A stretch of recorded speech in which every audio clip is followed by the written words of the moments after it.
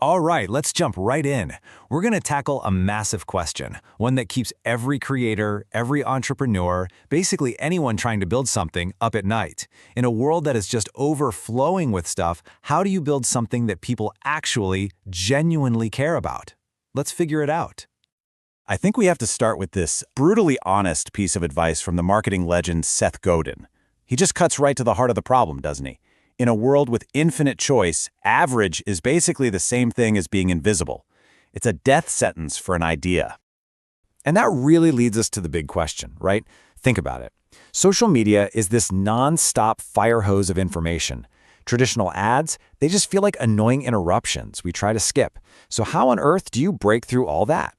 The old playbook of just shouting louder than the next guy, it just doesn't work anymore. The world is way too noisy for that. So the answer isn't to add more noise to the pile. No way. The answer is to build something that people choose to listen to. And that whole journey starts with understanding what a brand really is. And trust me, it is so much more than just a cool logo or a catchy name. It's a strategy. A brand strategy is your game plan. It's the deliberate, conscious choices you make about how you show up in the world. It's how you intentionally and consistently shape what people think and feel when they hear your name. It's all about building that perception and, ultimately, that trust. Okay, so this is where people get tripped up all the time, right? Let's clear this up. Branding is the stuff you do, the actions you take. Your brand identity is your toolkit. You know, the logos, the colors, the fonts. But the brand itself, that's the important part. That lives entirely in your customer's mind. It's a feeling. I think Jeff Bezos put it best. Your brand is what other people say about you when you're not in the room. So if a brand is just a perception, a feeling in someone's mind, how in the world do you build it? Well, it really boils down to three core building blocks. You got your purpose, your audience, and your expression. Let's break each one down. First up, purpose. And I mean it when I say everything. And I mean everything starts right here. Before you even think about picking a color or designing a logo, you have to know deep down why you exist. This is your North Star. It's your compass for everything else. So let's get specific. Your purpose is your why. What dent are you trying to put in the universe? Your vision is your what. What does the future look like if you actually succeed? And your values?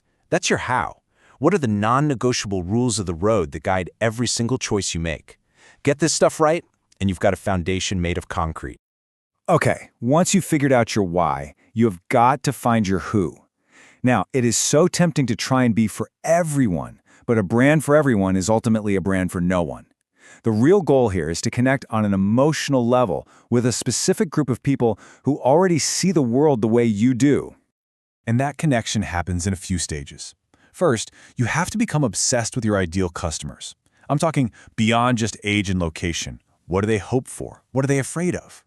Then, you tell a story that fits into their worldview. You're not trying to change their mind. You're showing them you're on their team.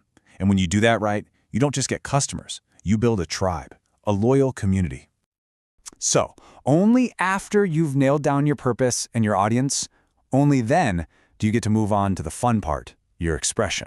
This is where your brand becomes something people can see, hear, and feel. It's the stuff that makes you instantly recognizable out in the wild. And hey, this is that brand identity toolkit we talked about earlier. Your logo, your colors, your fonts, the way you talk in your emails and social posts, all of it. But the magic word, the most important word here, is consistency. Think about it like a person's signature. It has to look the same every single time for you to trust that it's real. That's exactly how you build recognition and trust with your brand. Okay, so that's the theory. But theory is one thing, right? Let's see how this stuff actually plays out in the real world. We're going to look at a few really powerful branding strategies in action. You'll see a couple of common approaches out there.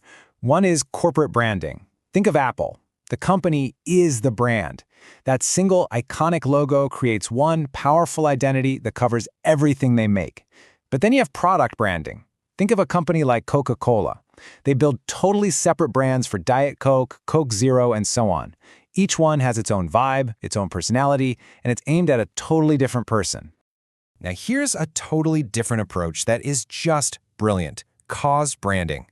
Tom's Shoes didn't just sell footwear, they sold a mission. Their whole one-for-one model baked a positive social impact right into the product. It gave customers a story to tell, a reason to feel great about their purchase, and a way to signal their own values to the world. And remember, brands are not set in stone. They can change. Do you remember Old Spice? For decades, it was pretty much just your grandpa's aftershave. Then, boom, 2010 happens. They launched this absolutely hilarious, over-the-top viral campaign that completely reinvented their image. They became cool, modern, and desirable to a whole new generation. Now that is the power of rebranding.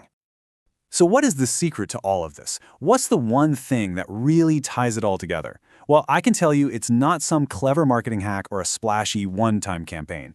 It's actually much, much simpler than that, and also a whole lot harder. Let's go back to Seth Godin. He wrote his blog every single day for over 5 years before it became the phenomenon it is today.